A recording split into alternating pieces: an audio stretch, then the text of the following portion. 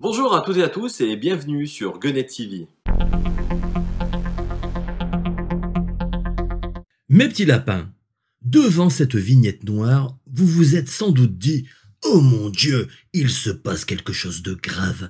La chaîne Gunnet TV va rejoindre le cimetière des éléphants vidéoludiques. À trop parler de consoles maudites, le bougre a tellement déprimé qu'il s'est jeté corps et âme dans un océan d'Atari ST.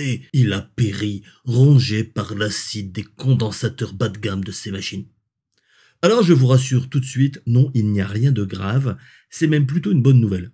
À force de côtoyer des personnes qui réalisent des podcasts, comme ces coquins de Level Max ou ces fourbes de Super Gamerside, je me suis dit que ça serait cool d'en faire moi aussi. Mais pas forcément sur les jeux vidéo. Je vais vous expliquer ça en détail après. Toujours est-il que l'idée de poser simplement ma voix est quelque chose qui me motive.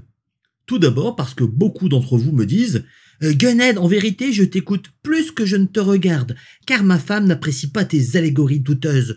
Quand je regarde une de tes vidéos, je sens son regard sombre dans mon dos, et le soir je dors à l'hôtel des culs tournés. D'autre part, je suis féministe dans l'âme, et je ne peux pas concevoir un seul instant que tu réduises la jante féminine à une paire de gros lolos et à un fessier rebondi. Bon sang, Gunnet, les femmes ont aussi une âme que diable. » Bon, je n'ai pas dit le contraire, mais je dois vous avouer que ce n'est pas ce que je regarde en premier. Bref, beaucoup d'entre vous ne regardent pas forcément mes vidéos. Or, le montage, c'est ce qui me prend le plus de temps. Un exemple, la vidéo Amiga versus Atari ST, qui fait plus de 4 heures, m'a pris 2 mois de réalisation. Le comble, c'est que je ne touche pas un copec, car à force de mettre des gonzesses en string, cette vidéo n'est pas adaptée aux annonceurs. Donc non seulement elle n'est pas rémunérée, mais en plus elle a un référencement de pouilleux épileptiques. Idem pour ma vidéo sur la Sega Dreamcast, qui fait plus de 3 heures. 2 mois de boulot, et au final elle subit le même châtiment. Pas de rémunération et pas de référencement. Ou alors très mal. Cerise sur le modem 56K, elle est soumise à une limite d'âge et le viewer doit prouver qu'il a plus de 18 ans. Bref, c'est un peu contraignant. Mais bon, à la rigueur, tout ça, je m'en fiche royalement. Ce n'est pas à 50 ans que je vais commencer une carrière de youtubeur en espérant en vivre. Moi, j'adore faire des vidéos hyper longues qui vont à contre-courant de la tendance YouTube qui veut qu'une vidéo fasse 15 minutes environ.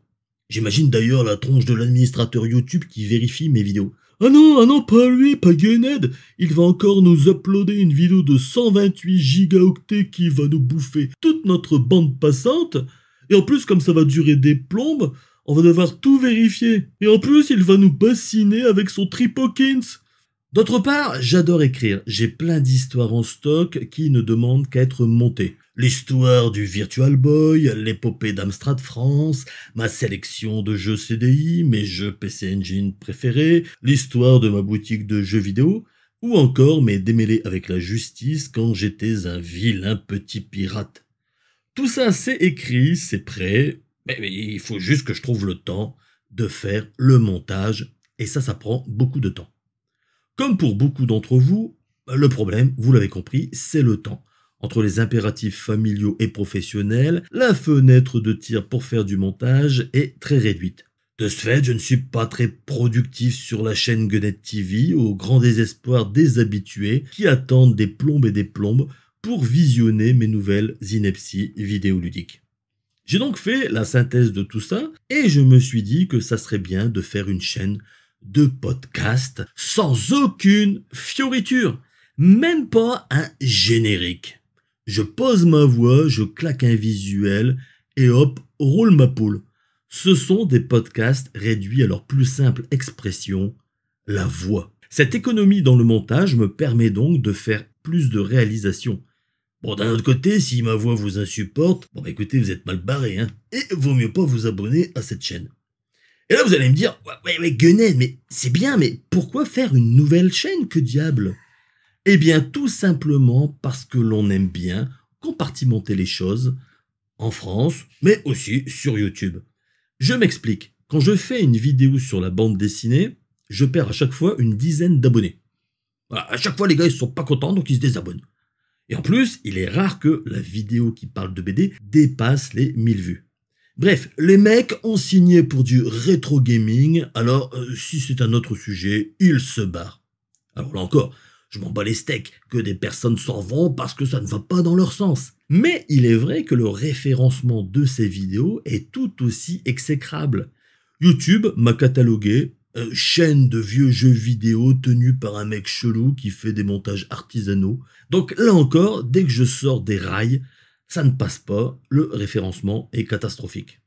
De plus, Gunnet Story va parler d'histoires improbables et étonnantes qui n'ont pas forcément un rapport avec les jeux vidéo. Donc là, j'ai un petit peu bossé avant de vous présenter cette chaîne, et il y a 8 podcasts disponibles.